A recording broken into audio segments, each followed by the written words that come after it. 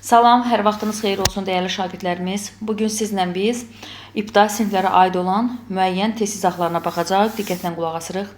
Başlayırıq birinci testdən. We see 6 near the water. Gördüyümüz kimi burada 6 rəqəm yazılıbdır. 6 yazılıbsa deməli yanında cəm isim gəlməlidir. Qus təkdədir. Qus bu şəkildə cəmlənmir, kökündən dəyişən isimdir. Ox isə təkdədir. Cavabımız oldu B variantı, geese.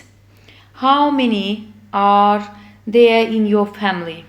Gördüyümüz kimi burada biz işlədirik nəyi? How many ifadəsini, düzdürmü? How many-dən söhbət gedirsə deməli cəm isimdir. Arada xəbər də göstərir ki, cəm isimdir.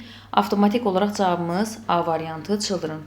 B variantında deməli görmürük. B variantı child təkdədir. C-də person təkdədir. D variantında isə child-ı S-dən cəmləyibdir. Bu şəkildə biz cəmləyə bilmirik. Çünki kökündən dəyişən isimdir. Növbəti testimiz, üçüncü testimizə baxırıq. Baxırıq ki, işarə əvəzliyi olaraq this işarə əvəzliyini vermişdir. This işarə əvəzliyi isə biz cəm isimlərdən işlədirik. Mən təkdə, woman təkdə, lady təkdə. Cavabımız oldu C variantı. Woman kökündən dəyişən isimdir. Növbəti testimizə baxırıq. His aren't big. Aren't verdiyinə görə biz yenə də cəm isim axtarırıq. Food təkdədir, tools təkdədir. Food S-dən cəmlənmir, kökündən dəyişən isimdir. Cəmlənmiş forması olur feed. Baxırıq 5-ci testimizə. Like cheese very much. Uşaqlar, bu testin cavabını bilmək üçün biz isimlərin cəmlənmə qaydasından başqa indiki sadə zaman, yəni zaman formasını bilməliyik ki, düzgün cavabı tapaq. Niyə? Gördüyümüz kimi cümlənin xəbəri burada like-dır.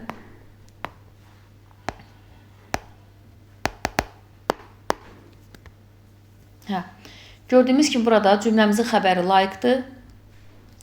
Like xəbəri cəmdədir. Cəmdədirsə deməli siz mübtədanı da cəmdə götürməlisiniz. Baxırıq. Niyə? Çünki mouse sözüdür, cat sözüdür, fox sözüdür. Bunlar təkdədirlər. Təkdə olan halda biz feilin sonuna S artırmalıyıq. Likes olmalıydı. Mouse likes, cat likes, fox likes. Ancaq mübtədan cəmdə olarkən biz feili cəm formada saxlayırıq. Uşaqlar bəzən çaşır nədə? Məsələn, ismi cəmləməkdən tutalım ki, olsun books.